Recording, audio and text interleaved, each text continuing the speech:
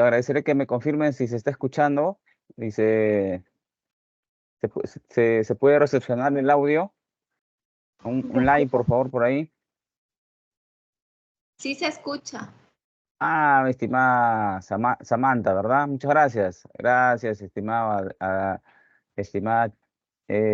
Omura y González. Ya, gracias, gracias. Ya, entonces vamos a comenzar, apreciados amigos, saludándolos y deseándoles pues todo lo mejor en este año 2024, que sus anhelos y sus propósitos eh, sean propicios en el cumplimiento de sus metas y objetivos, estimados amigos. ¿Ya? Un cordial saludo para cada uno de ustedes. Vamos a iniciar esta sesión, primera sesión del curso de economía, viendo un fascinante tema que espero se pueda entender, y agradeceré que en caso que hiciera alguna consulta, pues con todo gusto ustedes la puedan plantear. Creo que va a ser importante que se pueda abordar en el aula. ¿Ya? Sin más preámbulo, entonces, dando la cordial bienvenida a ustedes, voy a presentar entonces la primera parte de esta sesión, ¿no? En la cual vamos a estar más o menos por 8 semanas desarrollando este tema apasionante de la economía. Muy bien. Eh, entonces voy a presentar entonces la primera parte. ¿Ya, amigos? Permítanme para presentar.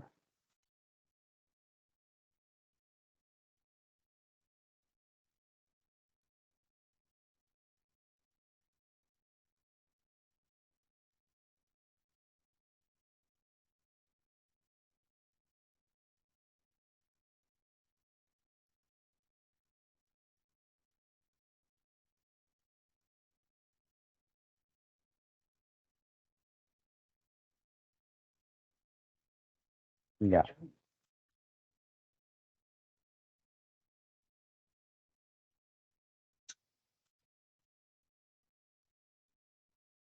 Ahora, voy a presentar entonces. ¿Ya?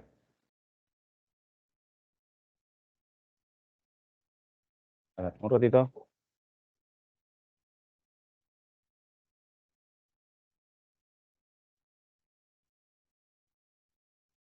Ya. Voy a compartir, amigos. ¿Ya? Comparto entonces.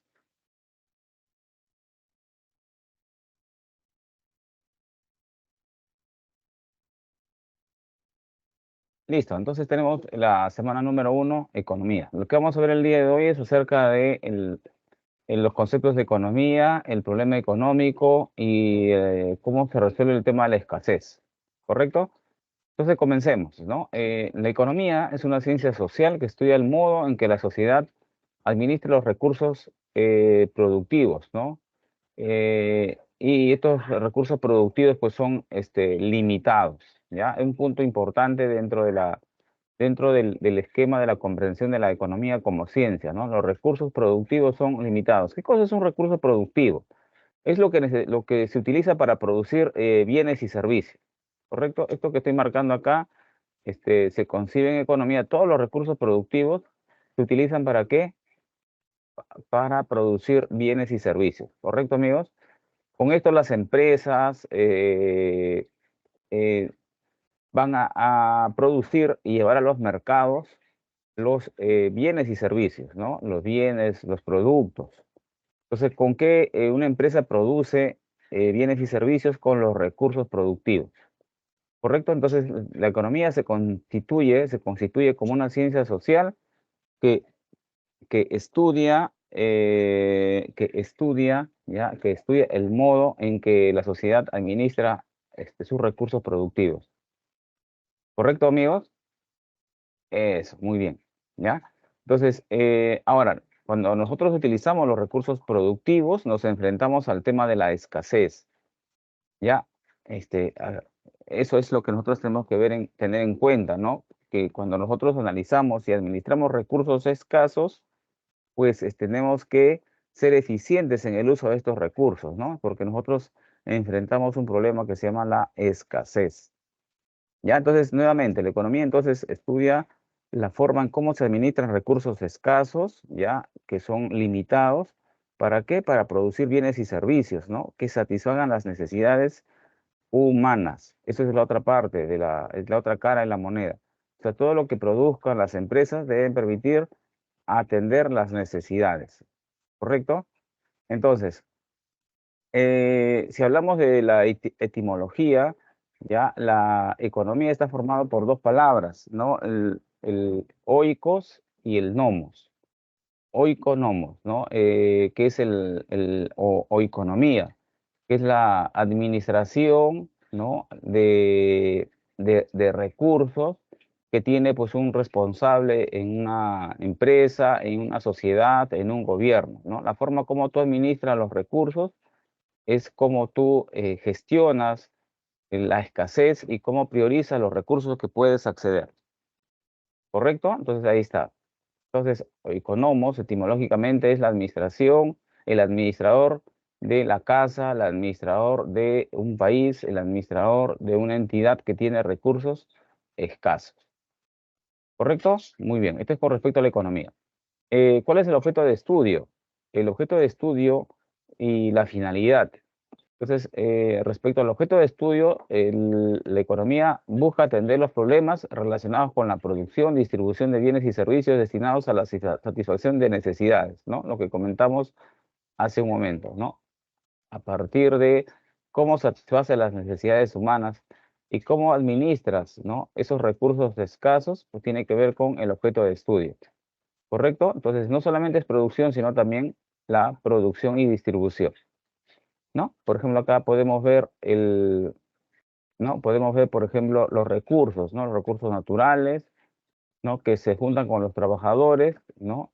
Y a partir de, por ejemplo, de un activo, como puede ser un horno, van a producir, por ejemplo, van a producir panes, tortas, ¿no? Vehículos, ¿no? Van a producir ropa, etcétera, etcétera. Y con ello van a satisfacer las necesidades. ¿Necesidades de qué? Pues, ¿no? Las necesidades más importantes que son la alimentación, ¿no? El vestido, la educación, el transporte, ¿correcto? Entonces, miren, los recursos sirven ¿para qué? Para producir, ¿no? Bienes y servicios que permitan satisfacer las necesidades, ¿ya? Así funciona, amigos, el objeto de estudio. Y con respecto a la finalidad, ¿no? Lo que se busca a través de la economía como ciencia es ordenar y clasificar los fenómenos que se dan ¿no? en un país para determinar leyes y poder previsionar, poder planificar, ¿no? El desempeño que existe en una sociedad, en términos, por ejemplo, de mercados, precios y el manejo de la inflación, que es un aspecto que todos los países deben tener en cuenta si quieren mantener pues un equilibrio y un bienestar social, ¿no? Si no hay estabilidad de precios y los precios comienzan a subir, ¿no? Entonces se vuelven inaccesibles para las familias poder adquirir bienes y satisfacer sus necesidades. Ya eso es algo que deben tener en cuenta al momento de poder organizar una sociedad, un país, ¿no es cierto? Es lo que se debe tener en cuenta, ¿no? Eso es lo que se debe tener en cuenta. Entonces ahí está el objeto y la finalidad. Muy bien. Entonces, respecto a los métodos que utiliza la economía para abordar, ¿no? Y desarrollar y lograr el objeto y la finalidad, existen dos métodos que se utilizan, ¿no? Y que son muy, muy, muy importantes. Primero está el método inductivo, que va de lo específico, de lo particular a lo general.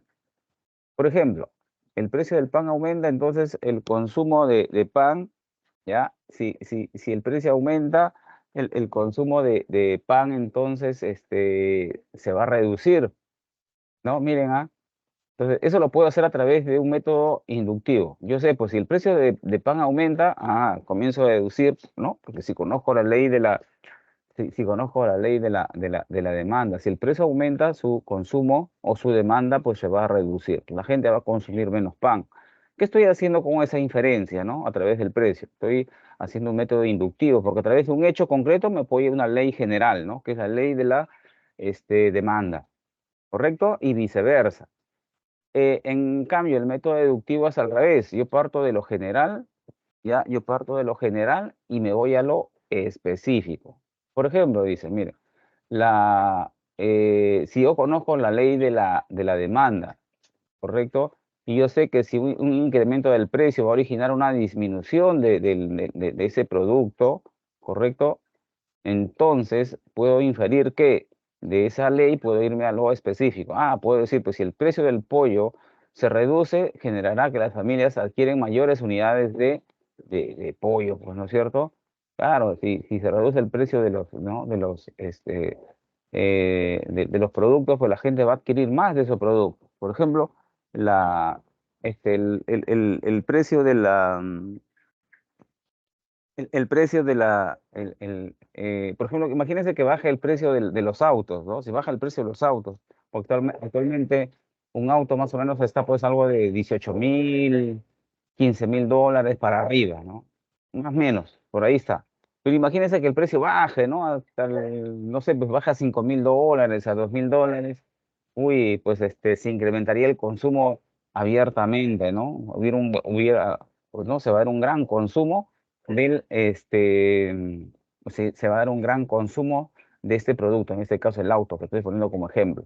Entonces, con estos dos métodos, amigos, con estos dos métodos, pueden ustedes vislumbrar cómo se da el estudio, ¿no? El estudio de la demanda, ¿no? El estudio de la demanda, que es algo importante a través del método inductivo, es decir, partir de un hecho que ocurre en el mercado y me voy a la ley, y otro es de la deducción, ¿no? De la ley, que en este caso esta es la ley, ¿no? Esto que estoy marcando acá, no sé si ven el mouse, creo que no lo están viendo mi mouse acá, acá, voy a dibujar acá, miren, de la ley, esta es la ley general, ¿no es cierto? ¿Qué cosa es ahí? La ley de la demanda, pues, ¿no? Esta es la ley, ¿no? Voy a utilizar mejor la letra para que me salga más bonito. Entonces, ¿esto qué cosa es, amigo? Esta es la ley, ¿qué cosa? Ley ley de la demanda, ¿ya? Ley, de la demanda. ¿Correcto? Esta es una ley de la demanda. Entonces, si yo analizo esta ley y conozco lo que ocurre con esta ley, pues sé que a partir de esto, ¿qué puedo hacer? Sí, pues, profe. De esto, a partir de esa ley, conociendo esta ley, yo puedo inferir que lo que puede suceder en un hecho específico. ¿Cómo se llama esto? Método deductivo, ¿no? La deducción. ¿Ya, amigos? Así utiliza la economía como ciencia estos dos métodos, los cuales son su piedra de toque, su base estructural. Bien, muy bien, muy bien. Entonces, importante conocer los métodos, ¿ya? Seguimos. Pensamiento económico. Miren, requiero que en esta parte estén muy atentos, ¿ya? Si están ahí con el celular, con el WhatsApp, dejen por favor el WhatsApp. Si van a almorzar, yo digo, espérense un ratito, el profesor va a hablar de un tema muy importante, que esto siempre viene en los exámenes, en las preguntas, ¿correcto? Ya, entonces, que es importante que ustedes estén, pues, pero así, al 100% atentos, ¿ya?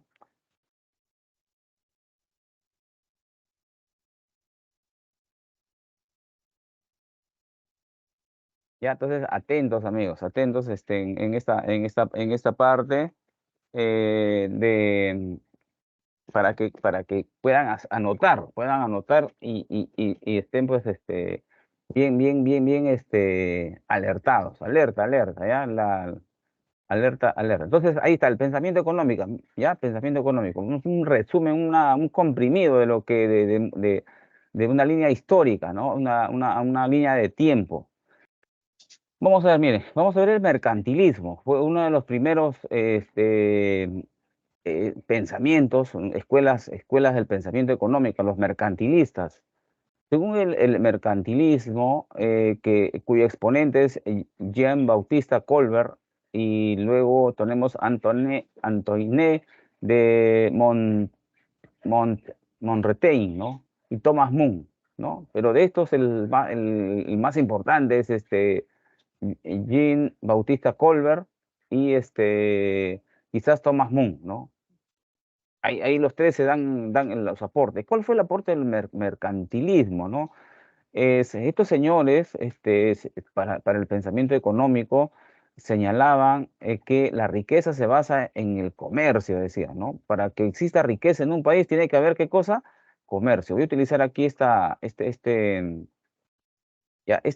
color verde para que, ¿no? Entonces, según los mercantilistas, ya, para que exista riqueza en un país, ya, para que exista riqueza en un país, ¿qué cosa debe haber? Comercio, y el dinero debe girar, tiene que moverse.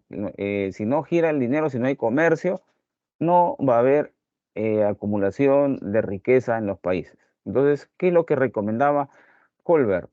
Decía, pues los países deben generar exportaciones, ¿no? Deben generar producción y vender, ¿no? Deben buscar una balanza comercial positiva, ¿no? ¿Qué cosa es una balanza comercial positiva? Que las exportaciones sean mayores que las importaciones, ¿no?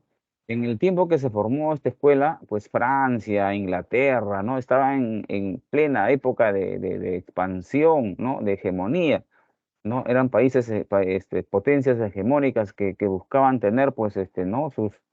Em, eh, sus fuentes de abastecimiento de materia prima, ¿correcto? Entonces, no se olviden, el comercio para los mercantilistas es lo más importante y sobre todo que se exporte, mucha exportación y eso va a generar movimiento del dinero, ¿no? O circulación.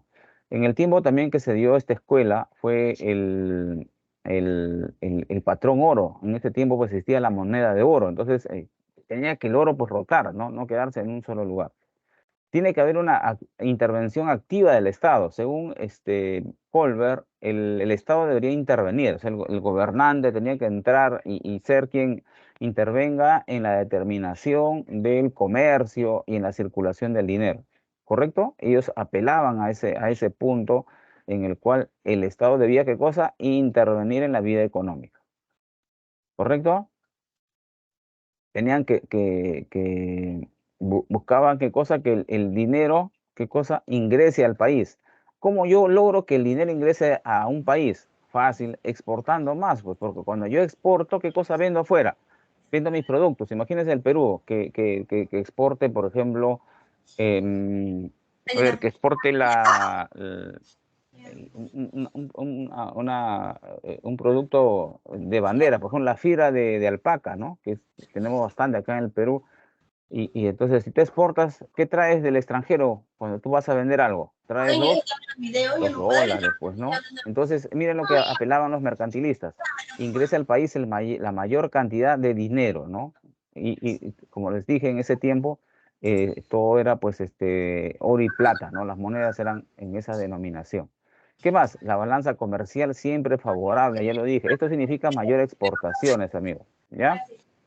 Ahí está. Entonces, esto es lo que he marcado, es el resumen así en comprimido del pensamiento de la escuela mercantilista, ¿no? O los mercantilistas o el mercantilismo. Si hay alguna pregunta que ustedes reciban en su examen de admisión que hable sobre mayores exportaciones, que el Estado debe intervenir, ¿no? Y que debe lograrse el mayor ingreso de dinero, pues estamos hablando de la escuela mercantilista. ¿Y amigos? Listo, número uno, pasamos. Número dos, ¿ya? Número dos, los fisiócratas, amigos. Ya vamos a ver a los fisiócratas. ¿Y quiénes son estos fisiócratas y quién es su representante? ¿Ya? Para hablar de la escuela de los fisiócratas o la escuela fisiocrática, eh, tenemos que centrarnos en Quesnay, ¿no? O Quesnay. Acá está. Francois Quesnay, lo puedo leer ahí, ¿no? Si lo leemos tal cual.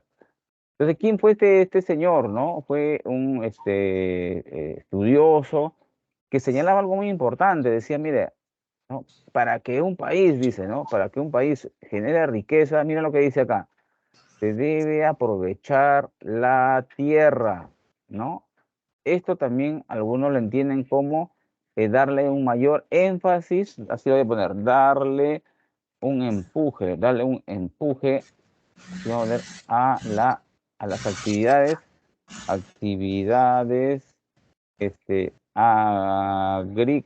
agropecuarias, lo voy a poner, ¿ya? Agropecuarias. ¿Qué es una actividad agropecuaria? Significa a la parte agrícola, que es todo lo que siembra de plantas, ¿no? Frutas, hortalizas, legumbres, todo lo que es lo que utiliza la, ¿no? este, utiliza la tierra para producir. Es una actividad agrícola. Y la parte pecuaria es la crianza de animales, por ejemplo, animales vacunos, ovinos, caprinos, porcinos, etcétera, ¿no? Todo lo que son animales ¿no? de producción lechera, producción cárnica, de cuero, ¿no? Entonces, las actividades agropecuarias son todas las actividades agrícolas y las actividades pecuarias son las actividades ganaderas, la crianza intensiva de ganado. Y si juntamos a las dos, ahí están actividades agropecuarias. Según el gran Francois Quesnay, decía que un país va a generar riqueza en la medida que dé un impulso, de un mayor aprovechamiento del factor tierra, ¿ya? Impulso, dar empuje o impulso, para que se entienda mejor, ¿ya? Impulsar, impulso, ¿no? Darle un mayor impulso a las actividades agropecuarias. Eso es lo que propugnaba quien el gran Francois Quesnay, ¿no? Combina el estudio de la economía y la matemática. La palabra fisiocracia significa gobierno de la naturaleza, claro. Entonces él apelaba mucho, mucho al tema de la tierra. Miren, uno de los pensamientos que señala este señor decía, a ver, ¿qué es lo más importante? Miren, su cosmovisión era, ¿qué es más importante? ¿Tener la galleta, el fideo, el pan o tener el trigo? ¿Qué es lo más importante? ¿Qué debería asegurar un país? Entonces, miren, si ustedes comienzan a analizar, pues bueno, tener el fideo es importante, pero mm, si solo me centro en el fideo, me puedo convertir en un dependiente, porque puedo importar el fideo ya hecho, ¿no? Le puedo comprar a un país. Francois Quesnay decía, no, lo más importante es tener el trigo, porque cuando tienes el trigo, si tienes el trigo, tienes poder, pues, ¿no? Porque si no hay trigo, no hay harina, y si no hay harina, no hay pan, no hay fideos, no hay tortas, no hay galletas, no hay nada. O sea, todas las actividades posteriores a la producción de trigo son actividades, decía él, secundarias. Miren, ese es el pensamiento del gran Francois Quesnay. Y amigos, por eso es que le daba importancia al factor tierra. Dice, ¿de qué te sirve tener, por ejemplo, productos de cuero, productos de fibra, si es que no tienes la tierra y el pasto para tener crianza de estos animales y asegurar el abastecimiento? Ojo, si tú no aseguras el abastecimiento, la provisión del insumo de la materia prima principal, de nada sirve, ¿no? Es más, el proveedor te puede hacer quebrar porque dice, a ver, no le proveo a este señor porque quiero que quiebre. Y simplemente con no venderte, tú tendrías el mercado. Cosa distinta es cuando tú tienes el insumo principal, ¿no? Tú tienes poder, porque tú sabes a quién venderle, a cuánto venderle y en qué condiciones, ¿no? Todo este pensamiento que he comentado sobre el impulso del factor tierra y de las actividades agropecuarias fue lo que está contemplado en el pensamiento de los fisiócratas. Entonces, según Quesnay, en un país, ya, en un país, hay tres clases importantes. La clase productiva, que son los agricultores. Miren, los agricultores están arriba en la pirámide para Francois Quesnay. Luego está la clase propietaria, ¿no? Los terratenientes, los dueños, ¿no? de las tierras, ¿no? Los que invierten. Y miren, hay una clase estéril, ¿no? La clase estéril, ¿quiénes son los fabricantes y los comerciantes? Es decir, los que están en el mercado esperando que llegue la producción. Imagínense, ustedes conocen el mercado, por ejemplo, Santanita, ahí venden arroz, venden azúcar, venden leche, venden, por ejemplo, frutas, ¿no? Productos al mayor. Pero esos señores no son nada si es que no hay agricultura, si no hay ganadería. Miren, interesante, ¿no? Según el pensamiento de Francois Quesnay, ¿no? Si no hay producción de mangos, que al final imagínense que no provean 2, 3, 4, 5, 6 días, una semana, 2 semanas, este mercado no vendería nada, ¿no? O tendría que importarse, ¿no? En la producción. Miren qué interesante.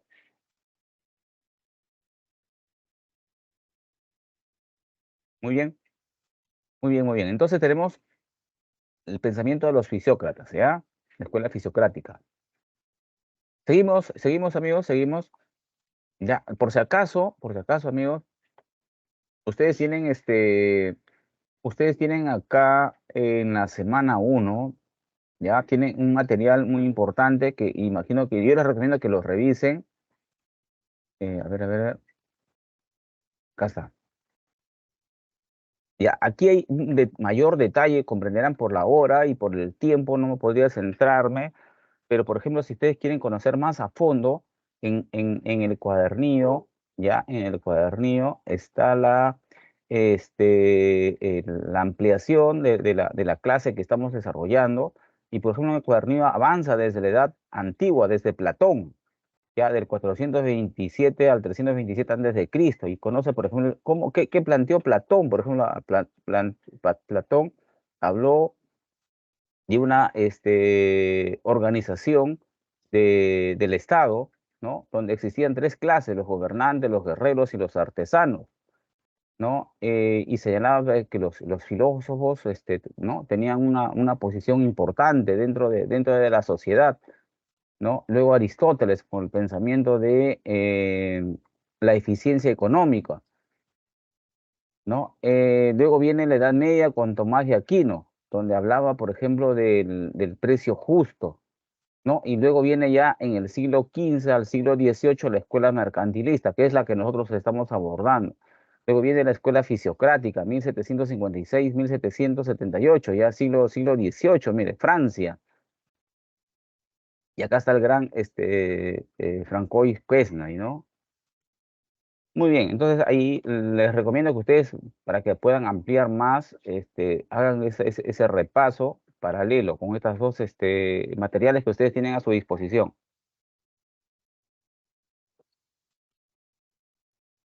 Regresamos entonces a nuestro material. Ya regresamos a nuestro material, amigos, acá. Ya, entonces nos quedamos en la escuela fisiocrática, ¿no? Darle un mayor, ¿qué cosa? Impulso a las actividades agropecuarias. No se olviden que en la parte agro está la actividad agrícola y la parte pecuaria está la parte ganadera. Ya, la parte ganadera. Muy bien. Seguimos entonces. Ahora vamos a ver la escuela clásica. Acá encontramos al punto cúspide del desarrollo de la ciencia económica, ¿no? La escuela clásica, ¿no? Y acá encontramos a a uno de los grandes economistas, considerado pues un precursor del pensamiento económico. Algunos lo consideran incluso el padre de la economía, el gran Adam Smith, ¿no? Y su colega, ¿no? Su partner, David Ricardo, ¿no? Estos señores fueron los que acuñaron muchos de los pensamientos que hoy pues se desarrolla en la economía como ciencia. Rápidamente, porque este es un resumen, amigo, ¿ya? Un resumen. Aparece en el contexto del desarrollo de la revolución industrial y el surgimiento del capitalismo, ¿ya? Aquí comienza a surgir, ¿qué cosa? Dos cosas. Aquí voy a anotarlas para que ustedes tengan ahí en cuenta este punto. Se desarrolla, ¿qué cosa? La revolución industrial, amigos, ¿ya? En esta parte se desarrolla la revolución industrial. Y surge, ¿qué cosa? El capitalismo, ¿ya? Dos puntos, dos ideas fuerza: revolución industrial y el capitalismo. ¿Correcto, amigos? ¿Qué se da en la revolución industrial? Bueno, ustedes saben, pues, la invención de la imprenta, la máquina de la máquina a vapor. ¿Qué más se da en la revolución industrial? Pues la locomotora, los barcos a vapor, ¿no? Y el mundo comienza una reconversión, ¿no? Antes se llevaba la producción en bestias de carga, ahora se llevaba en locomotoras, se llevaba pues ya no kilos, sino toneladas, ¿no? Entonces todo el mercado comenzó a cambiar,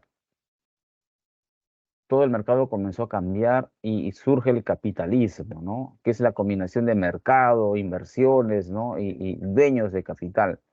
Miren, según el pensamiento de la economía clásica, dice el Estado no debe participar en la economía. Miren, acá está clarito, ¿ah? La economía es libre, ¿no? De libre mercado, libre comercio, ¿sin la qué? Sin la intervención del Estado. Eso es, amigos, eso es, ¿qué cosa? El pensamiento de la escuela clásica. Miren, es distinto al pensamiento, por ejemplo, ya el pensamiento mercantilistas. Los mercantilistas, ¿qué dicen? Que el Estado debe intervenir de manera activa en la vida económica, ¿no? Asegurando que ingrese más dinero o se exporte más, ¿no? O también lo que se podría conocer como lograr una balanza comercial positiva. ¿Correcto? Eso es lo que ustedes van a ver dentro de la escuela mercantilista, ¿no? Ese pensamiento. El Estado entonces, ¿qué cosa? Debe participar.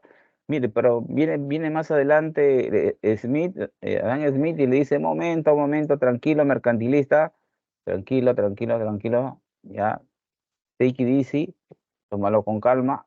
eh, el Estado no debe participar.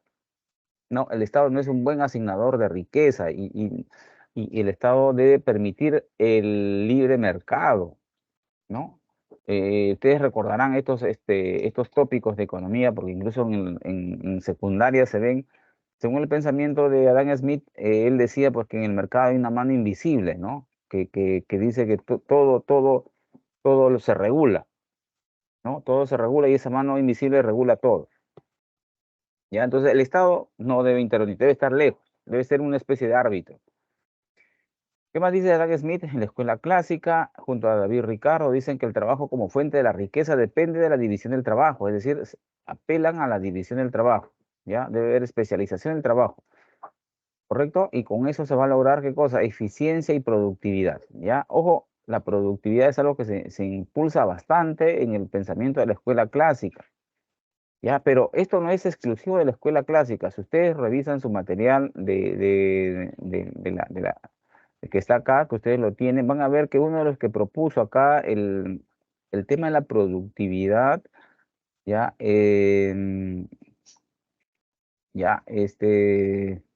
acá está, miren, de la especialización del trabajo. Miren, acá está también.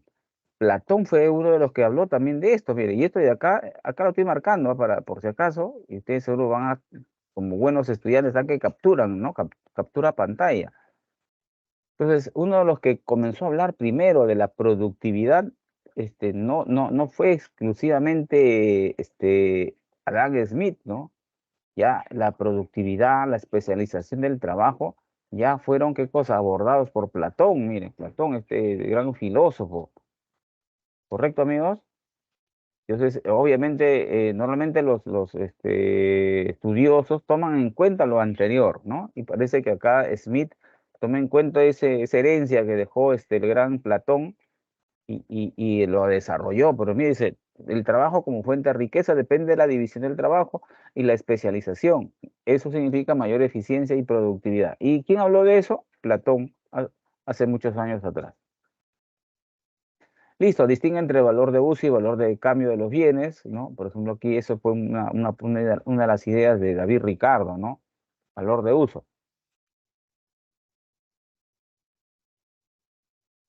¿ya? Valor de uso y valor de cambio.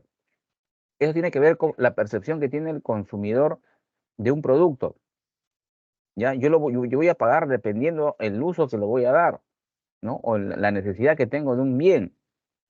Y valor de cambio es la capacidad que yo tengo de pagar un precio, mire, pagar un precio por el bien que estoy considerando. ¿Correcto? Los representantes ahí está, ya los mencioné, ¿no? La escuela clásica. Seguimos, la escuela marxista, ¿no? Acá el gran Karl Marx. Bueno, esta es una escuela bien interesante y miren la secuencia, ¿no? Según Marx, Karl Marx y Federico Engels, que fueron los precursores de este pensamiento, primero, ¿de dónde partamos los antecedentes? ¿Qué cosa había atrás la escuela marxista? Mira, estaba la escuela clásica y con estas ideas y ya se tenía pues la revolución industrial generó mucha dinámica de producción. Normalmente las fábricas eran consideradas pues como una especie de cuarteles, ¿no? Recuerden que en el tiempo de David Ricardo, de Adam Smith, estamos hablando del siglo XVIII, no había pues 8 horas de trabajo, no había derechos laborales, ¿no?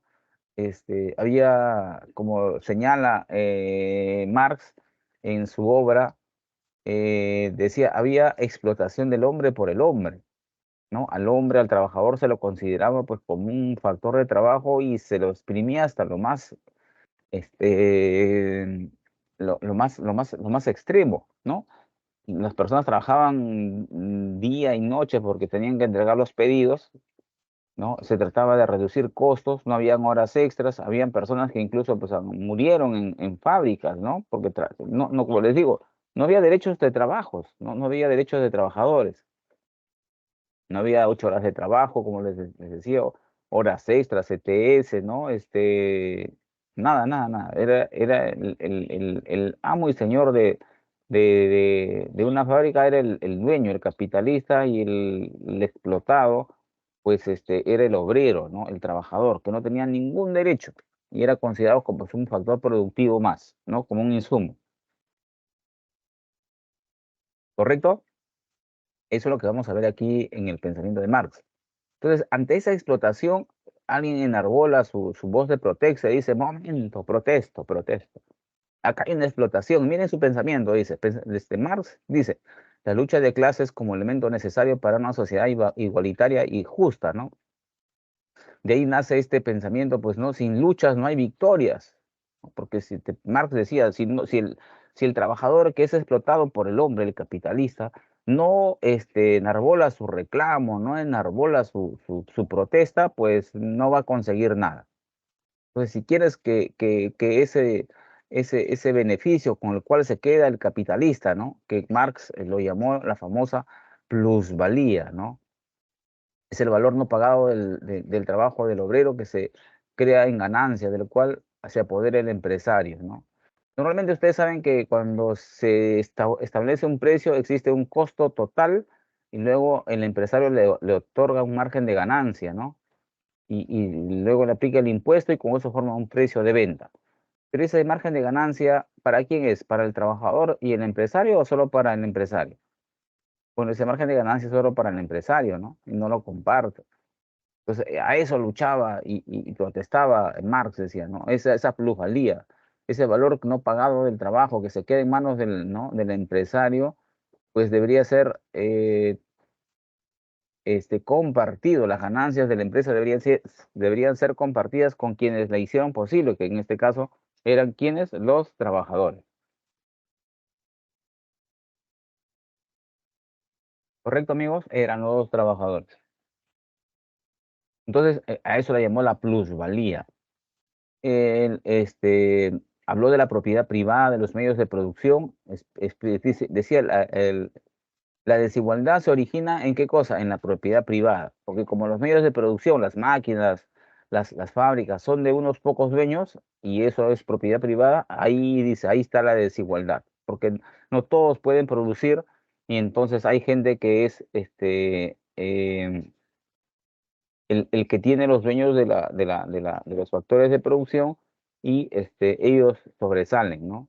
Y los obreros, el trabajador es explotado y por lo tanto hay desigualdad. Por eso dice la propiedad privada de los medios de producción generan el origen de la desigualdad.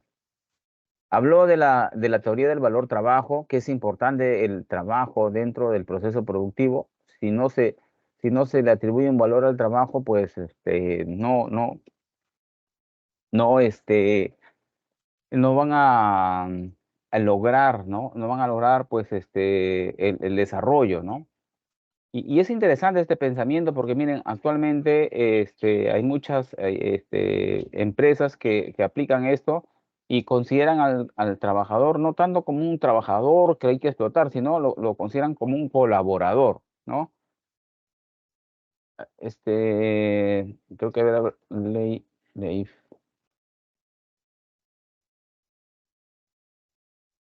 Miren este pensamiento, ¿ya? Un pensamiento que acá le dan Ley Evanston. Ahí está, solamente ¿no? Habla, por ejemplo, Ley Evanston habla sobre el capital intelectual o el capital humano. Decía, una corporación es como un árbol. Hay una parte que es visible, las frutas, y una parte que es oculta, las raíces. Si solamente te preocupas por las frutas, el árbol puede morir. Para que el árbol crezca y continúe dando frutas, será necesario que las raíces estén sanas y nutridas. ¿No es cierto? Entonces, decía, según el pensamiento de Evanston, que toma como base a los aportes de Marx, las raíces, ¿quiénes son? son tus colaboradores. Si estas raíces están bien nutridas, bien motivadas, pues los frutos van a ser resultado de ese cuidado que tú le des a las raíces. Van a tener buenos frutos, buenas hojas, va a ser un árbol rebosando en producción. Pero ¿qué pasa si las raíces no son, qué cosa? Cuidadas. ¿No? Es lo mismo que cuando te dedicas a explotar al trabajador, ¿no? Ese trabajador va a estar contigo solamente por necesidad. Y si en algún momento ve la oportunidad de irse a otro lugar que le ofrezca mejores condiciones, no lo va a pensar dos veces, se va a ir corriendo, ¿no? Entonces miren el pensamiento de hoy al pensamiento que existía anteriormente, ¿no? En el tiempo de Marx no pensaban así la gente, los capitalistas decían, no, el trabajador es un recurso y debo explotarlo, yo debo bajar costos. Bueno, en esas circunstancias pues se genera pues los aportes de la escuela marxista, ¿no? La sociedad este, donde hay capitalistas y hay obreros, es una sociedad que hay lucha de clases, ¿no? ¿Correcto? Entonces, y la propiedad privada de los medios de producción es el origen de la desigualdad, ¿no? ¿Qué dijo sobre la plusvalía? Es la cantidad de dinero o el dinero que se queda en manos del empresario, del capitalista. Miren, este es un pensamiento que está aquí de Marx, dice, no se trata de reformar la propiedad privada, sino de abolirla. No se trata de paliar los antagonismos de la clase, sino de abolir las clases. No se trata de mejorar la sociedad existente, sino de establecer una nueva, ¿no? Eso es lo que señalaba el gran Marx. Pasamos al último, o a los últimos, la escuela neoclásica, ¿no? Escuela neoclásica, ya estamos aquí en la escuela neoclásica, ya estamos dentro del inicios del siglo XX ya, ¿no? Inicios del siglo XX ya, parte de lo que se contempla como el siglo XX. No, en la escuela neoclásica está el gran Alfred Marshall. ¿Qué cosa dijo este señor? ¿Cuál fue el pensamiento? ¿Ya? Defiende el liberalismo económico. El liberalismo económico es lo que se puede entender con el aporte de la escuela clásica. Esto es lo que se conoce como liberalismo económico, ¿ya? Entonces, Marshall, ¿qué dice? Apoyo a quién? Al liberalismo económico, ¿no? A la escuela clásica. Estudia los medios o los mecanismos que permiten la distribución de los recursos escasos en los mercados, ¿ya? Optimizan el bienestar en función del individuo y no de las clases sociales. O sea, miren, es un cambio interesante. Marshall dijo, no, ¿para qué estar quedándome en la lucha de clases? Yo me intereso en ¿qué cosa? La función del individuo. Fue un estudio más orientado a la persona que a la clase social o a la sociedad en conjunto, ¿no? Entonces, a la medida que el consumidor esté bien y todos los consumidores estén bien, pues la sociedad también va a estar bien. Entonces no me voy a sentar y me voy a quedar en la lucha de clases porque quizás voy a embarcar en un aspecto que no voy a poder manejar y pues optimiza qué cosa el bienestar en función del individuo. Estudia conjuntamente las relaciones entre oferta y la demanda, ¿no? En esta escuela se utiliza mucho la matemática, mucho el tema de las matrices, de las derivadas, ¿no? Para hacer estudios. Eh, un punto importante, ¿no? En la escuela neoclásica aparece esta condición del ceteris paribus, ¿no? Donde para analizar un tema económico debes asumir que existen variables que permanecen constantes, ¿no? Lo vamos a ver más adelante, pero una cuestión sería así, a ver, este, por ejemplo, la cantidad demandada de un bien, miren, está en función a qué, está en función de tu precio, ¿no? ¿Qué más? Ya la cantidad demandada de un bien es precio, ingreso, ¿no? Este, gustos y preferencias, y para poner etc. Una larga lista de etc. Entonces, cuando yo estudio el ceteris paribus, ¿qué es lo que digo? A ver, en el ceteris paribus digo, voy a solamente ¿no? Una de las variables que estoy analizando, voy a ponerlas como, este, como parte de mi análisis, por ejemplo, puede ser este de acá, ¿no? Perdón.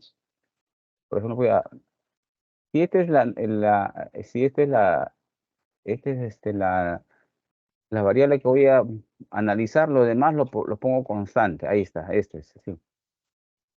Ya, esto lo mantengo constante. Ya, a ver, ahí está. Analizando esto,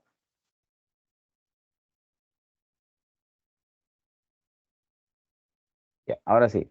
Analizando, entonces, si el precio va a variar, entonces lo demás, ¿qué cosa lo mantengo constante? Eso es el ceteris paribus. Solo me centro en uno, ¿ya? Centro mi estudio en uno. Por ejemplo, en este caso, el precio. Ahí está. Ya, en el precio, ¿no? Entonces, esa condición se llama ceteris paribus, donde tú analizas solamente una variable y las demás que existen las mantienes constantes, ¿ya?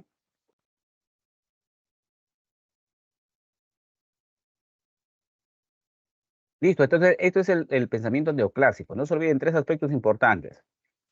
Ceteris paribus, ¿no? El hombre económico, estudios de la oferta y la demanda, optimizan el bienestar en función del individuo, defiende el liberalismo económico, es decir, que el Estado intervenga, no, perdón, que el Estado no intervenga, acá es liberalismo económico significa pues, el Estado, cero intervención, porque eso fue el pensamiento de quién, de los clásicos, miren, acá está, clásico es, ¿qué dice? El Estado dice sin la intervención del Estado, ¿no? Y eso apelaron ¿quiénes? Los neoclásicos, ¿no? Defienden el liberalismo económico, ¿no? Es que el Estado no intervenga, de lejitos nomás, que mire. ¿Ya? ¿Qué pensamiento es este? Neoclásico. Vamos al pensamiento keynesiano. Acá ya estamos llegando a ya las ligas mayores, amigos, ya las ligas mayores. El pensamiento keynesiano, John Keynes, más o menos siglo XX ya, estos pensamientos se dan en el marco de las guerras mundiales, ¿no? Ustedes saben, el mundo, Estados Unidos, Inglaterra, Francia, Italia, Japón, ¿no? Alemania se enfrascaron en una batalla, ¿no? Conocido como la primera y Segunda Guerra Mundial, y el mundo lo dejaron, pues, en recesión, en caos, ¿no? Si bien es cierto, hubo ganadores y perdedores, pero en términos económicos todos perdieron, ¿no? Un país y un mundo colapsado, donde ninguna de los pensamientos de los anteriores estudiosos, economistas, servían, ¿no? En esas circunstancias nace este señor, el gran John Maynard Keynes, ¿no? John Maynard Keynes que dice lo siguiente, eh, es importante la intervención del gobierno, miren, de nuevo, ¿no? Aquí el Estado debe intervenir. ¿Para qué? Para aumentar el empleo y la producción. Ya, esto es lo que señala Keynes. El Estado debe intervenir para asegurar qué cosa, los niveles de empleo y producción. Por otro lado, dice, el Estado debe tener una participación más activa en la economía, con el objeto de compensar la falta de inversión privada. Lo que decía también Keynes es que el Estado debería hacer más inversión privada, más gasto público, ¿no? Más carreteras, ¿no? Más bienes públicos, porque ahí va a generar, ¿qué cosa? Dinámica, va a generar un movimiento, ¿no? El famoso efecto multiplicador.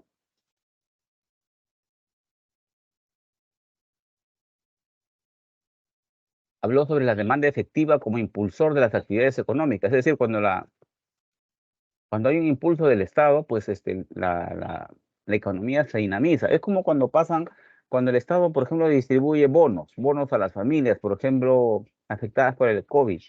Significa, pues, que esos bonos las personas van a tener más capacidad de gasto y la economía va a comenzar a dinamizar, ¿no? Según Keynes, debería impulsarse la producción, ¿no? Debería impulsarse el desempleo, debe haber una política fiscal expansiva, ¿no? Reduce impuestos y e incrementa el gasto público. Ya, este es el pensamiento que tiene el gran Keynes, ¿no? Reducir los impuestos e incrementar el gasto público. ¿Correcto? Entonces, aquí está la escuela keynesiana, amigo, ¿ya? Aquí está la escuela keynesiana. Y llegamos a la parte final del pensamiento económico, amigo, ¿ya? Acá vamos a hablar del gran Milton Friedman, ¿no? Este señor, pues, conocido por impulsar pensamientos interesantes. Miren, en la economía, el pensamiento monetarismo consiste y basa su aporte en la demanda del dinero y la oferta monetaria, ¿ya? Entonces, en resumen, Friedman lo que hace al lanzar sus postulados, ¿no es cierto? Señala que el Estado debería asegurar, el Estado debería vigilar, ¿no? Orientar, ¿qué cosa? La demanda total de dinero y la oferta monetaria, ¿no? Ellos propugnan, por ejemplo, la creación de una entidad central, un banco central que sea, ¿no? Clave para el aporte, ¿no? Y el manejo y la gestión de las cuentas, ¿no? De un país. Eso es lo que se ve aquí dentro del aporte del monetarismo de Milton Friedman. Entonces dice, miren, la inflación es un fenómeno monetario causado por la cantidad de exceso de dinero. Entonces debe haber qué cosa? Debe haber una política monetaria. Nada afecta más, dice, la eficiencia del mercado que la inestabilidad en los precios. Ya, entonces, si hay inestabilidad en los precios, pues eso se va a afectar qué cosa? La eficiencia del mercado. Asimismo, considera que si hay crisis económicas, del Estado es el responsable porque no ha tenido capacidad de manejo, ¿no? Y el principal representante es Milton Friedman, ¿correcto?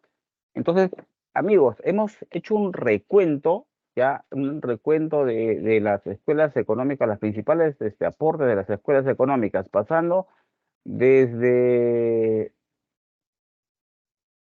ya, desde el mercantilismo, no se olviden acá la balanza comercial positiva, hasta el monetarismo, ¿no? Nos hemos ido hasta el monetarismo de Milton Friedman. ¿Correcto, amigos? Bien, ¿alguna consulta en esta parte? Creo que ninguna, ¿verdad? Ya, a ver, permítame un ratito. Quiero aquí verificar algo. Deme unos 30 segundos. No se me vayan, ¿ah? Ahorita volvemos. Solamente para que, a ver, toman ustedes agüita también. Ya tomen agüita. Quiero verificar algo. ¿Ya? Entonces, 30 segundos, ¿ah? Listos ya.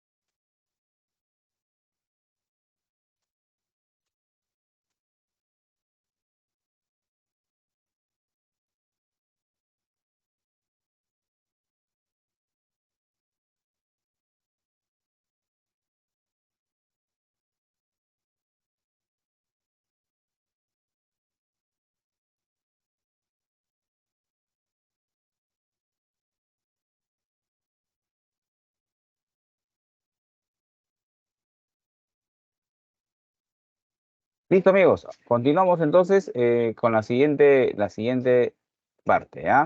Entonces, no se olviden que hemos revisado el pensamiento de las escuelas económicas, ¿no es cierto? Ya, muy bien. Vamos a compartir pantalla. Listo, amigos, ¿ya? Entonces, ahí tenemos, ¿qué cosa? Eh, ya, listo. Tenemos entonces esta parte. ¿Ya? El monetarismo, ¿no? Con el gran Milton Friedman, ¿no? Entonces, esta es una de las escuelas cuyo aporte se ha quedado, por ejemplo, con la creación de los bancos centrales de reserva, ¿no? Anteriormente al aporte de Friedman, no existían estas entidades en los países, ¿no? Friedman decía, porque es necesario que exista una entidad que tenga autonomía, ojo, ¿no? Para el manejo de la política monetaria, la política cambiaria, ¿no? A cargo de esta entidad. ¿No? Cuya labor es una labor muy, muy importante dentro del manejo de un país. Ese es el pensamiento del monetarismo. Listo, ahora pasamos a la siguiente parte para ver la división de la economía. Muy bien, entonces la economía como ciencia tiene dos divisiones. Está la economía positiva y la economía normativa. Vamos a ir por el lado de la positiva, que es más teórica, ¿ya? Esta es una más teórica, más de análisis. Dice economía descriptiva. Por ejemplo, acá en esta economía, en esta rama, se utiliza mucho la estadística, ¿ya? Que lo voy a poner aquí. ¿Qué cosa se utiliza bastante? La estadística, o los números, la data, la big data. Ahí está, estadística. ¿Ya? En esa parte, los datos, porque si no hay datos, no hay análisis, ¿no? Y la teoría económica, estas son las leyes, las normas, ¿no? Este, por ejemplo, la ley del mercado, ¿no? Las leyes económicas, ¿no? ¿No? Las leyes económicas, ¿no? Por ejemplo, acá está la ley de oferta y la demanda, etcétera, etcétera, ¿no? Y con ello hablan de la teoría económica. Entonces, miren, la estadística más las leyes da origen a nivel individual, ¿no? Este es individual a la microeconomía. Individual a la microeconomía. Y a nivel agregado, nivel, nivel sociedad, país, si lo quieren llamar agregado, ¿no? O agregado, ya es la macroeconomía. ¿Y amigos? Acá no es grupal también. Entonces, ahí está. El estudio por ejemplo, del consumidor lo estudia la macroeconomía y el PBI, la producción de un país, ¿no? La macro, ahí está, ¿no? Entonces, esto es economía positiva, lo que es la parte teórica, ¿no? Lo que dije hace un momento. Esta es la parte teórica, lo que es. Ahí está. Ahora viene la economía normativa. Y acá es un tema de lo que debería ser. Acá hay decisiones que se toman para lograr algo, ¿no? Ya, entonces, en una economía normativa está la política económica, que es política monetaria y política fiscal. Es decir, lo que debes aplicar ante las situaciones que se suscitan, ¿no? Eso se encarga la economía normativa, ¿no? La toma de decisiones, por ejemplo, de lo que ocurre en el Banco Central, lo que ocurre en el Ministerio de Economía y Finanzas, ¿no? Y otras entidades ¿no? que toman decisiones, aplican qué cosa, política económica, ¿no? El Congreso, por ejemplo, ¿no? La Comisión de Economía. ¿Ya? Entonces, ahí están las dos ramas. La economía positiva, que es más que cosa, teórica, ¿no? Lo que es, y la economía, qué cosa, normativa, que es las normas, ¿no? ¿Correcto, amigos? Las normas, las decisiones que se toman sobre política económica. Ahí está, ¿no? Lo que hemos señalado. Economía positiva describe los datos y hechos económicos tal como son, ¿no? Y con eso nace la microeconomía, decisiones individuales, eh, y la manera que se relacionan con los mercados, ¿no? Esa es la microeconomía. Y la macro, ¿qué cosa es? El funcionamiento de la economía en conjunto, ¿no? De manera grupal. Ahí está. Entonces, economía normativa estudia lo que debería ser, ¿no? Ahí está, la parte que está acá, lo que debería ser. Valorando las situaciones y recomendando actuaciones para intentar mejorar la realidad, ¿no? La economía normativa dice, incluye la política económica, que es el conjunto de medidas que toma el sector público para intentar mejorar, ¿no?, la realidad de un país, ¿no? Se buscan, ¿no? Se basan en juicios de valor. Ojo, que en la economía normativa, pues, se analiza la toma de decisiones, ¿ah? Se analiza la toma de decisiones,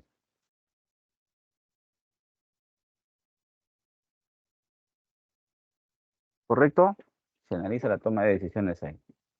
Esa es economía normativa. Por eso les decía que lo que se ve en el Congreso, ¿no es cierto?, en los estamentos del sector público, en el MEF, ¿no?, en el BCR, ahí analizan, pues, ¿no?, cómo aplicar, qué decisión tomar, donde lo que es decisiones, ahí está, voy a poner acá también, ¿ya? Toma de decisiones normativa, economía normativa, decisiones, decisiones, ¿ya? Toma de decisiones. Esa es la economía normativa. Y la economía positiva es la parte teórica, ¿no? Lo que dicen las normas, ¿no? Lo que dice la estadística, ¿ya? Ahí está. Muy bien, esto ya lo vimos. Avanzamos acá. Los problemas económicos, ¿sí, amigos? Los problemas económicos. ¿Qué problemas económicos se enfrentan los países, las empresas, las sociedades en general?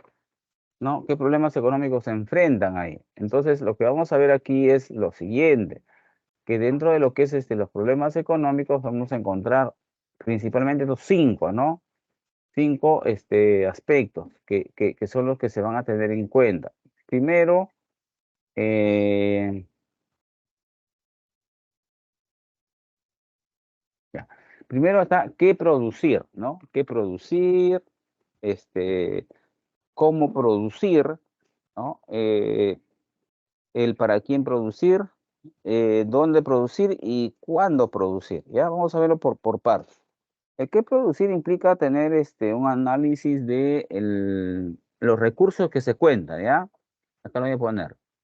¿Qué tipo de recursos? Tipo de recursos. O disponibilidad, ¿no? Incluso puede ser la disponibilidad de recursos, disponibilidad.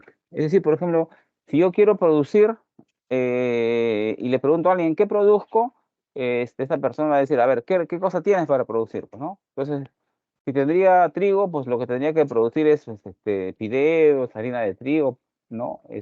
O pan, o galletas, ¿no? Entonces, ¿qué producir es? ¿Con qué recursos cuentas? El cómo producir, ya, para cómo producir, tiene que ver con el proceso productivo y tecnológico, ¿ya? Este es proceso productivo, reproductivo, ¿no? Tecnología, ¿no? Yo, por ejemplo, quisiera producir satélites para vender al mundo, pero eso no se puede hacer solamente con voluntad, ¿no?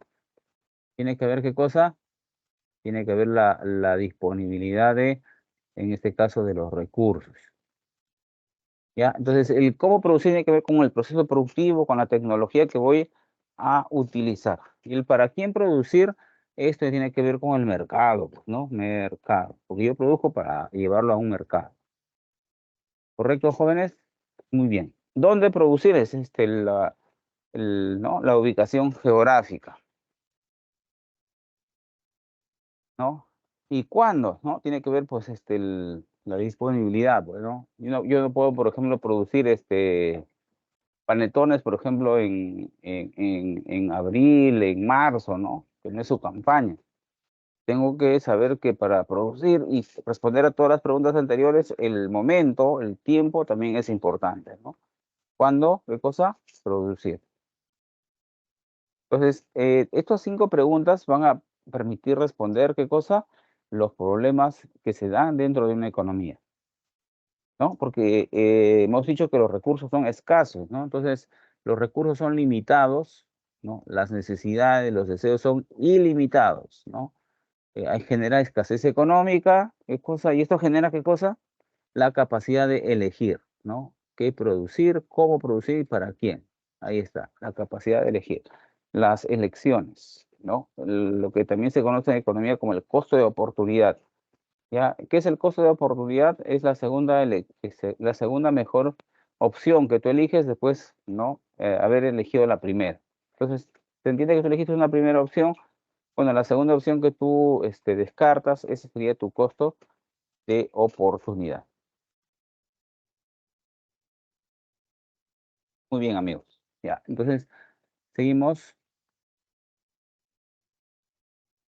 Los sistemas económicos, ¿no? Es decir, los sistemas económicos están vinculados a cómo los países se organizan para poder desarrollar e impulsar su economía,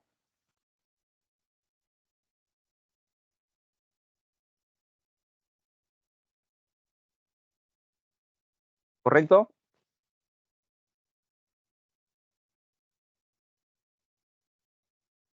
Muy bien, entonces vamos a encontrar que dentro de los sistemas económicos van a haber tres, ¿ya? La economía de mercado, esta primera, a ver, solamente para hacer un repaso, ¿quiénes propugnaban, quiénes defendían la economía de mercado?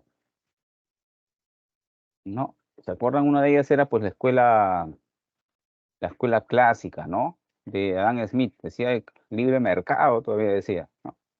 Los, este, los neoclásicos también, ¿no? Señalaban la economía de mercado, ¿no? Que el Estado no debería intervenir, los precios deberían formarse, ¿no?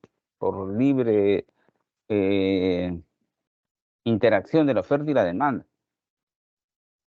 Mire, ahí está. En el libre mercado, las familias son libres de elegir los bienes que comprarán según sus necesidades, ¿no? Y las empresas elegirán la forma de producir, pues, ¿no? Según su expectativas, sus intereses, su conveniencia, ¿no? ¿Eso quiénes hacen? ¿No? Las economías de mercado. Las empresas eligen, ¿no? Los métodos de producción más eficientes, ¿no? Todos son libres de elegir, ¿no? En una economía, por ejemplo, de planificación central, que es la segunda parte, en lo que es en esta parte, por ejemplo, las decisiones económicas, miren, ¿no? Estoy ahora en el segundo, ¿ah? Las decisiones económicas se toman desde un gobierno central. Es decir, yo voy a comprar lo que el gobierno me diga que compre. Y yo como empresa voy a producir según las indicaciones del gobierno. O sea, todo se planifica desde ¿qué cosa? Desde de una esfera central. Eso es lo que ustedes pueden ver, por ejemplo, en China o en Corea del Norte, ¿no? Eh, que pues literalmente pues el Estado pues interviene en todo, ¿no? Interviene en todo. Entonces, eso es, las decisiones económicas se toman desde un gobierno central, miren, ¿cómo se llama el amigo presidente de Corea del Norte? Kim Jong, algo así, ¿no? Bueno, él decide, pues, ¿no? Qué produce, cómo se produce, para quién se produce, etcétera, ¿no? Bueno,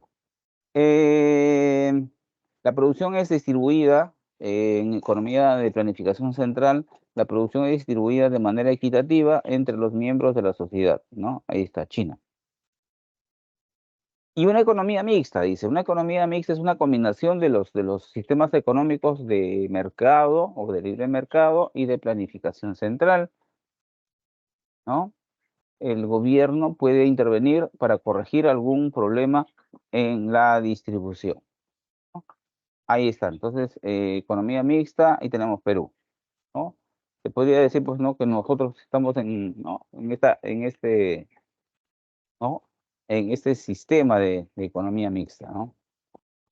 Muy bien, entonces, avancemos. Entonces miren, dentro de los sistemas económicos, un aspecto que se analiza mucho es, dicen, cuándo eres eficiente, ¿ya? Y cuándo eres eficaz, ¿no?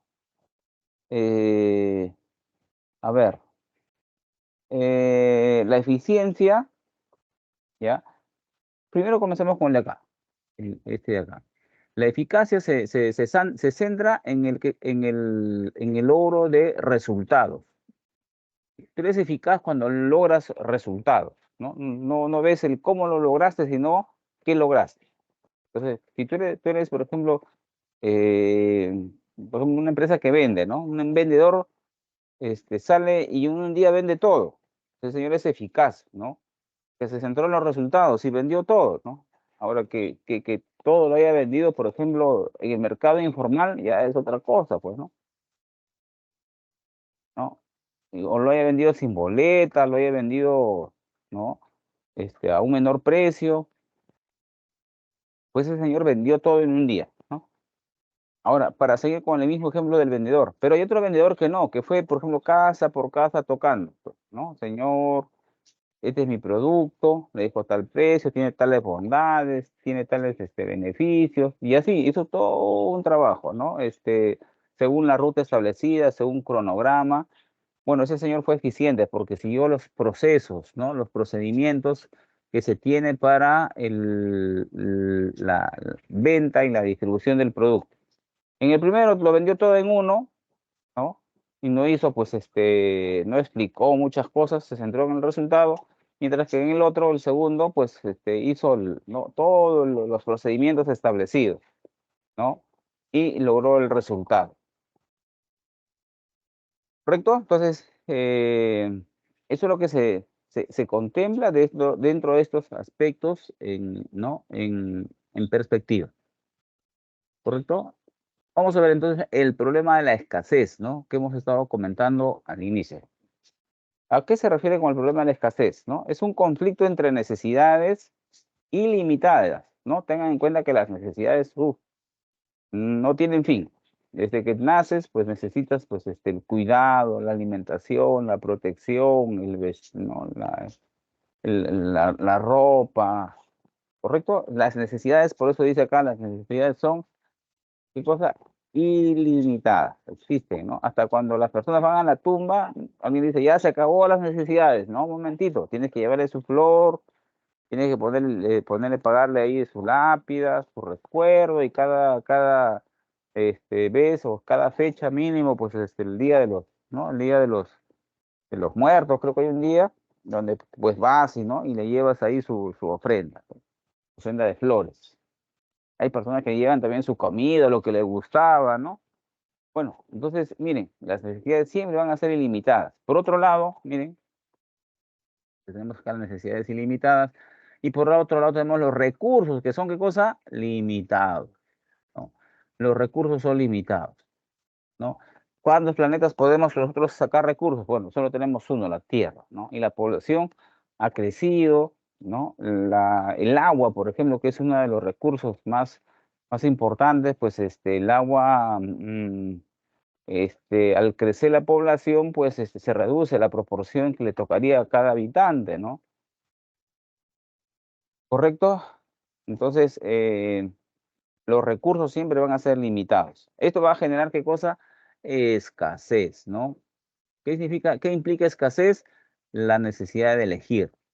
Y elegir implica renunciar a otras opciones, ¿no? Elegir significa, ¿qué cosa? Renunciar a otras opciones, ¿no? Y esto se conoce o se comporta como un costo de oportunidad. Ya lo dije hace un momento, el costo de oportunidad es la segunda opción que tú rechazas después de haber elegido, ¿no? Primera, ¿no? La primera opción. Esto es lo peculiar en la actividad económica. Siempre estás, ¿qué cosa? Viendo opciones, eligiendo, priorizando, porque los recursos nuevamente son escasos. A todo este aspecto se le conoce como el problema de la escasez, ¿no? Entre necesidades ilimitadas y recursos limitados. Entonces, si centramos nuestro estudio en las necesidades humanas, ¿no? ¿Qué podemos decir? Bueno, necesidades humanas son amplias y complejas, ¿no? Hay un especialista, Abraham Maslow, que habló de la famosa pirámide de necesidades, ¿no? Donde ponía en la parte más baja las necesidades básicas, fisiológicas, ¿no? Y seguía subiendo y llegaba a las necesidades de la autorrealización, ¿no? Las personas necesitan autorrealizarse, ¿no? Necesitan lograr objetivos en la vida, ¿no? Necesitan eh, lograr metas, objetivos, ¿no? Entonces, la necesidad, ¿no? Miren, se concibe como la sensación de carencia de algo, ¿no? Entonces, cuando tú necesitas algo, pues debes sentir esa carencia, debes contemplar esa carencia. ¿Y qué te debe llevar ello? A impulsar a la búsqueda de su satisfacción, ¿no? Tengo hambre, ¿no? Entonces voy a buscar, ¿no? Me lleva a poder saciar ese hambre, ¿no? Voy a abrir el refrigerador, voy a abrir ¿no? La cocina, voy a ver, entonces me impulsa a satisfacer porque el hambre me gana, pues, ¿no? Y es un aspecto tan crucial, miren, en épocas de sobrevivencia, las personas, ¿no? Para atender su necesidad, en este caso del hambre, pues han llegado incluso al canibalismo, ¿no? Un tema que a veces es tan extremo, pero que como es una necesidad y es un tema básico, ¿no? Una necesidad de sobrevivencia, pues, mm, son aspectos que se toman así, ¿no? De esa manera, ¿no? Carencia de algo que impulsa a la persona, ¿qué cosa? A buscar su satisfacción, ¿no va? Y poder buscar, ¿no? Las opciones, pueden ser bienes y servicios para atender esa necesidad, ¿no? Algunas características de las necesidades, ¿no? Vamos a ver estas 5 características, son ilimitadas, eso ya lo hemos visto. Son saciables, o sea, nuestro organismo tiene un límite para satisfacer las necesidades, ¿no? Como yo tengo sed, ¿no? No puedo decir, pues, tengo sed, me voy a tomar, ¿no? 20 vasos de agua, no, no, no. El primero, ¿no? Y si sigues tomando, pues va a reducir ahí, ¿qué cosa? Tu satisfacción y va a llegar a un punto en el cual pues va a ser un perjuicio, ¿no? Imagínense tomar en el decimoavo vaso de agua, ¿no? Eso ya no es beneficio, ¿no? Siguiente, concurrentes. ¿Qué significa eso? Que las necesidades se presentan al mismo tiempo, ¿no? En este momento, de repente, alguien que me está escuchando puede tener hambre, puede tener sueño, puede querer ir al baño, o sea, a la vez se presentan varias necesidades. ¿A eso se le llama qué cosa? Eh, concurrentes, ¿no es cierto? Sustituibles, una necesidad puede ser satisfecha con otras formas, ¿no? Por ejemplo, puedo tener sed, puedo tomarme pues de un refresco, agua, o ¿no? Una sandía, ¿no? Me quita la sed, ¿no? Y asimismo, las necesidades son fijables. ¿Qué significa esto? Que las necesidades tienden a crear hábito o costumbres, ¿no? Entonces, por ejemplo, el hecho de que me acuesto muy tarde siempre, ¿no? Ya fijo en mí un hábito, ¿no? Una costumbre y pues, se fija como algo que, bueno, va a distorsionar, ¿no? El hecho de que duerma tarde, pues, implica que no descanse bien, esté soñoliento, ¿no? Etcétera, etcétera, ¿no? Son fijables. Clases de necesidades. Vamos a ver, existen diferentes clases de necesidades. Están, por ejemplo, esta clasificación que ustedes ven en pantalla, tres, ¿no? Tres tipos. Necesidades primarias son aquellas que el ser humano debe satisfacer para subsistir, ¿no? Por ejemplo, como el comer, dormir, ¿no? Descansar, ¿no? Ojo, el descanso también es importante, ¿no? Una necesidad ¿no? que debe ser atendida. Las necesidades secundarias, aquellas que el hombre puede prescindir, ¿no? O sea, son prescindibles y las cuales definen su nivel socioeconómico. Entonces, necesidades secundarias, por ejemplo, la recreación, ¿no? Por ejemplo, la recreación, ¿no? Si yo he cubierto todas mis necesidades, por ejemplo, digo, ahora quiero ir a recrearme con mis amigos, ¿no? Y si hay el ingreso, el recurso disponible, pues iré y de repente, yo les invite, ¿no? O de repente ellos me inviten, pero ya comparto esas necesidades, ¿no? A ese nivel secundario.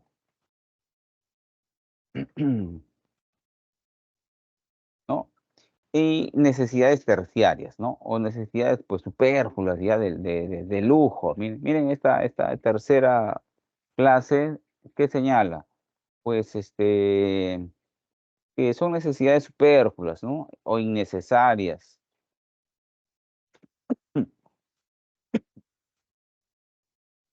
Perdón un ratito.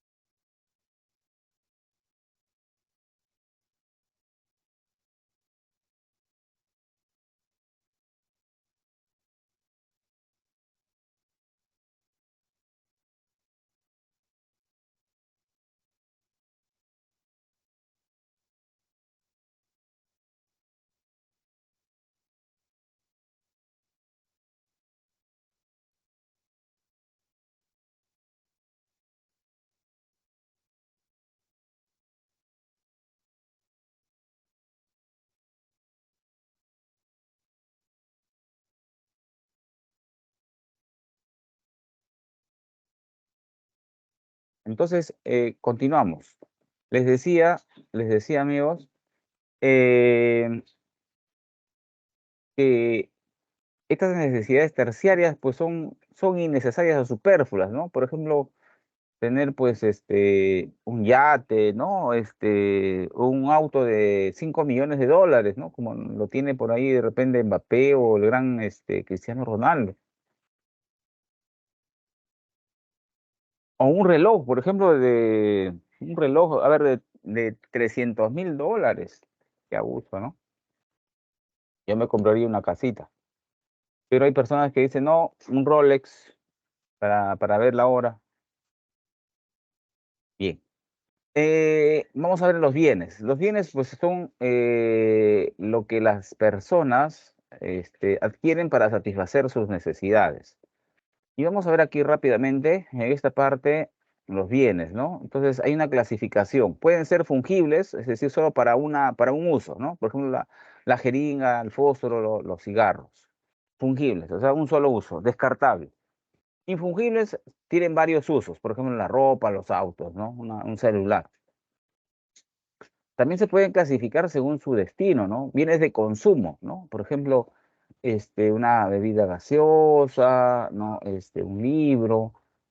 Y bienes de capital son aquellos que, que permiten crear otros bienes, ¿no? Por ejemplo, aquí está maquinaria, entonces un bien de capital, ¿no? Una empresa, pues esto lo tiene como un activo, ¿no? Un activo, bien de capital, porque con este equipo realiza servicios y por ello cobra, ¿no? Igual, por ejemplo, un bien de capital puede ser un edificio, ¿no? Una planta de producción, una planta de atención al cliente, una infraestructura, ¿no? Porque eso va a permitir de manera repetitiva hacer esta atención. También tenemos los bienes complementarios, ¿no? Y los bienes sustitutos. El complementario, pues, necesita otro bien para poder ser consumido, ¿no? Por ejemplo, hay el café y el azúcar, bien complementarios. O los bienes sustitutos, a ver, ¿qué consumo? Mantequilla o queso, ¿no? Para el pan, ¿correcto? Yo lo puedo sustituir uno u otro. También tenemos, según el comercio internacional, los bienes pueden ser transables, es decir, que se mueven, sí, es decir, que este, un producto transable es aquel que se puede importar o exportar, se puede ir a diferentes lugares, ¿no? Por ejemplo, yo puedo exportar papas o exportar paltas o mangos o limones, ¿no es cierto? Y llega a un país y ese país lo puede reexportar y así puede pasar por varias manos. Ese es un bien, ¿qué cosa? Transable en el comercio internacional. Un bien no transable, ¿qué cosa es? Dice, son productos cuyo consumo se tiene que hacer dentro del país o de la economía donde se producen. No se puede ni exportar ni siquiera importar. Esto, por ejemplo, el Sacsayhuamán o, por ejemplo, el Machu Picchu, ¿no? Son bienes no transables, ¿no? Si alguien quiere conocerlo, por más que sea la persona más importante, pues tiene que venir a Perú, ¿no? Incluso los Transformers han venido a Perú, ¿no es cierto? Ahí han filmado su película en Machu Picchu. Entonces, bienes no transables son aquellos que deben ser consumidos en el país de origen. Veamos aquí, según su condición o su situación jurídica, ¿no? Acabamos de los bienes muebles y los bienes inmuebles. Bienes muebles son aquellos que se mueven, ¿no? Que se pueden transportar, ¿no? Que en el comercio internacional lo llaman transables. Y los inmuebles son aquellos que no pueden ser transportados a un lugar a otro y están adheridos de forma permanente a la tierra. Bueno, eso también es lo que se contempla acá los no transables, porque están fijos en el país de producción. ¿Ya? Entonces, según su nivel de comercio internacional y según qué cosa, su situación jurídica. Muy bien, ahí está. Vamos a ver por el lado de los servicios, ¿ya? Por el lado de los servicios, ¿ya? ¿Qué dice acá? Los servicios pueden ser privados y públicos, ¿no? Privado, una entidad privada, como en este caso este banco, públicos, ¿no? La recolección de residuos sólidos. Tenemos la clasificación también según quién lo brinde, ¿no? O las personas que lo brinden. ¿Cuántas personas brinden el servicio? Si es una persona, pues que estamos hablando de un servicio individual, ¿no? Por ejemplo, el odontólogo. Y si es colectivo, son servicios que se puede brindar a muchas personas. Ahí está el metropolitano, ¿no? A muchas personas, individuales o colectivos. Listo, amigos, listo, listo. Entonces, hemos abordado el tema de los servicios y anteriormente hablamos sobre los bienes y su clasificación. ¿Qué más, amigos? ¿Qué más? Ya. Árbol, árbol de, o perdón, en este caso es proceso económico, ¿no? Proceso económico. Ahí está. Proceso económico. ¿Y en qué consiste esto? A ver, esto consiste en la forma como interactúan las actividades dentro de un país, dentro de una economía. Se podría decir que parte desde acá, miren, acá está el punto de partida. La inversión, ¿no es cierto? Porque tú compras la maquinaria, el horno para hacer el pan, ¿no? Después recién vas a la producción, ¿no? Luego está el tema de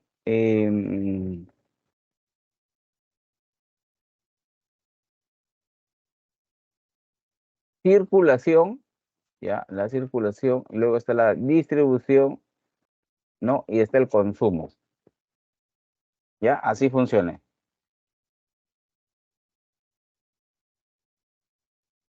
Inversión, producción, circulación, distribución, consumo, ¿ya? Este es el proceso, ¿qué cosa? El proceso económico. Así funciona. ¿Dónde inicia? Con la inversión, ¿no? Luego produces, ¿no? Luego distribuyes, ¿no? Y luego viene ya el consumo, ¿correcto? Este es el proceso económico. Así funciona. Vamos a ver uno por uno, amigos, ¿ya? A ver, la producción. Vamos a ver la producción primero. ¿Listo? ¿Estamos atentos?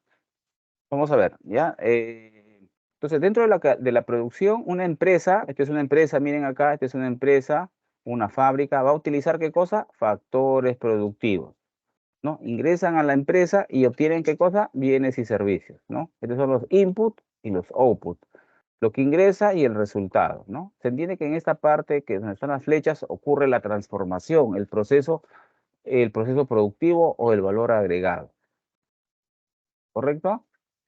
Muy bien. Esto con respecto a los factores de producción o factores productivos. Ya.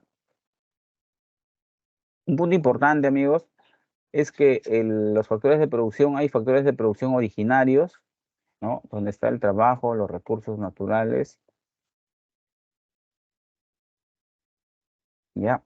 El trabajo, los recursos naturales son originarios, ¿ya? Porque los recursos naturales están en la naturaleza y el trabajo, pues, es lo que hacen las personas para poder aprovechar esos recursos naturales. Por eso le dicen originarios. Hay, por ejemplo, en la selva, donde hay bastante madera. La naturaleza provee la madera. Las personas van y las cosechan, ¿no? Las extraen. Entonces no necesitan mayor restricción. Pero si quiero utilizar tecnología, por ejemplo, quiero utilizar eh, no sé, pues dinero, ¿no? Ya necesito otros, ¿no? Por eso dice, un bien de producción o un factor de producción derivado es el dinero o el capital. ¿No? También hay factores de producción complementarios. Empresa, Estado, tecnología. ¿no? Estos son complementarios, porque si no hay tecnología, pues no hay lo anterior, ¿no? Y si no hay Estado, pues no hay las facilidades para poder desarrollarse, ¿no? Y está en la empresa, ¿no? ¿Quién es la que orienta el resultado, ¿no? Ahí está, la gestión empresarial. ¿No? Entonces aquí está los aspectos relacionados ¿no? A la función de producción, por eso se dice que la función de producción, que es ese de acá, está en función del trabajo, del capital, ¿no es cierto? La tecnología, el estado de gestión empresarial, ¿no? Este N es población, ¿ya? Este de acá, población,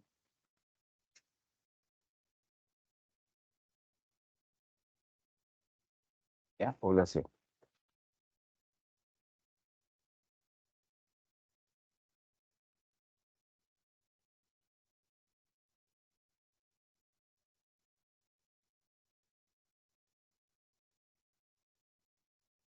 ¿ya? Entonces, en la función de producción está pues el trabajo, el capital, ¿no? La población, está la tecnología, el Estado, la gestión empresarial. Dice lo siguiente acá, mire, en el corto plazo existe capital fijo y variable, ¿no? En este caso, el, el, el capital es fijo y el trabajo es variable, ¿ya? Entonces, en el corto plazo dice, existe, ¿qué dice? Factores fijos,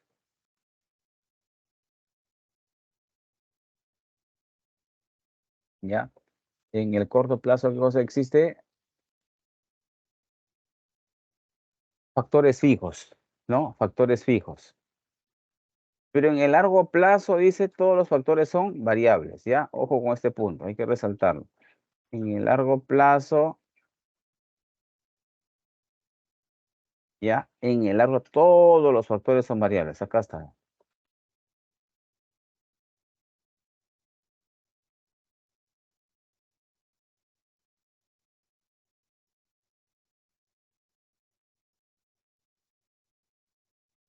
Ujú.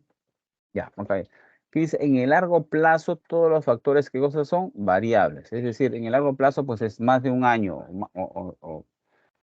Solamente existe factores fijos en el corto plazo, es decir, menores a un año.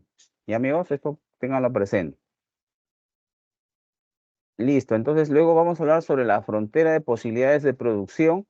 Esto de acá es es un modelo, es una representación donde te dice lo siguiente, que lo más importante es producir acá, en la misma frontera. Esto es lo más importante, ¿y amigos? Producir por encima es imposible y cuando produces por debajo es ineficiente. Entonces lo recomendable es producir siempre en la misma, ¿qué cosa? En la misma frontera, ¿ya? Esto es con respecto a la frontera de posibilidades de producción. ¿Correcto? Por ejemplo, acá los puntos A, B, C, D son puntos de la frontera. ¿Qué dice? Son puntos de eficiencia. Pero puntos por debajo, como en el que estoy poniendo, por ejemplo, como X y un punto por acá, ¿no? Y, ¿qué va a pasar ahí? No son eficientes. Este de acá es ineficiente porque estás produciendo por debajo de tu capacidad. Y este que está por encima va a hacer qué cosa? ¿Va a hacer qué cosa? No, este es Y por si acaso, ¿ya? Y este es X. Voy a borrarlo mejor. Ahí está. Ya. Es una curva, es un nivel imposible, según mira, hasta nivel imposible, ¿ya? Fuera de la curva es qué cosa? Imposible. Ahí. Ya, listo. Ahora vamos a ver la productividad, amigos. ¿Qué es la productividad? Ya, es lo que yo voy a obtener, la producción obtenida y la cantidad del recurso utilizado. Entonces, aquí ustedes van a ver, por ejemplo, que hay en un mes, ¿no? Este es, por ejemplo, en un mes hay dos personas que trabajan, Santiago e Ignacio, ¿ya? Entonces aquí está, en un mes. Acá lo voy a marcar, 30 días, 30 días, ¿ya? Eh, Ignacio produce 45 y Santiago 40. ¿Quién es más productivo? Obviamente, quien tiene aquí un mejor resultado. En este caso es Ignacio, ¿ya? Porque produce en el mismo tiempo 45 y Santiago en el mismo tiempo que produce 40 nada más. Su productividad es 1,33. Entonces lo que mide la productividad es lo que tú obtienes y el factor utilizado, ¿no? En este caso, ¿qué cosas estoy utilizando acá? Es el tiempo. El factor reutilizado es el tiempo, la cantidad de tiempo que estás utilizando aquí se contempla. ¿Ya, amigos? Muy bien. Los sectores productivos, pues tenemos el sector primario, donde están pues la pesca, la agricultura, el sector secundario, donde están las actividades que forman, ¿no? La complementación de lo que se obtiene de la naturaleza, y también está el sector terciario. Aquí actividades que no producen bienes, sino que prestan servicio. Acá está la banca, finanzas, etcétera. Hablar de costos de producción es un tema muy, muy, muy importante. Solamente mencionar tres aspectos. El costo variable se relaciona con la producción, es decir, más producción, más costo variable, y viceversa. El costo fijo no se relaciona con la producción. Miren acá, ustedes ven este de acá, miren esta flechita. Este es el costo fijo, ¿ya? Ese es el costo fijo, ¿correcto? Entonces, en esa flechita que he marcado, siempre se va a mantener constante, ¿no? Indistinto al nivel de producción, que sería en este caso las unidades. Esto no va a variar, es un valor fijo. Y el costo total es la suma de costos fijos y variables, ¿correcto? Acá está. Entonces, el costo total es la suma de costo variable más el costo fijo. El ingreso total es igual al precio por la cantidad. Y el beneficio total es igual a ingreso total menos costo total. Ya, ese es el beneficio que se va a generar dentro de este aspecto. Bien, amigos, hemos llegado a la parte final, las 14:40. Miren cómo pasa el tiempo. Ya, entonces tomen por favor la captura de las claves para sus cuadernillos, hagan los repasos necesarios. De mi parte, muy, muy agradecido por su atención, ¿no? Ha sido una jornada de todo un material que se ha preparado con mucho cariño para ustedes. Ustedes lo pueden complementar, ¿no? Y lo pueden, pues, revisar según sea necesario. De mi parte, espero que estas semanas que tengamos por este medio, ustedes pues, puedan tener sus, ¿no? sus consultas, puedan hacer sus preguntas, puedan participar si desean, ¿no? Si no, avanzamos y desarrollamos lo que tenemos programado. Muy bien, amigos. De mi parte, muchísimas gracias. Si hubiera alguna pregunta, con todo gusto. Si no, entonces, no hago más que agradecerles por su atención.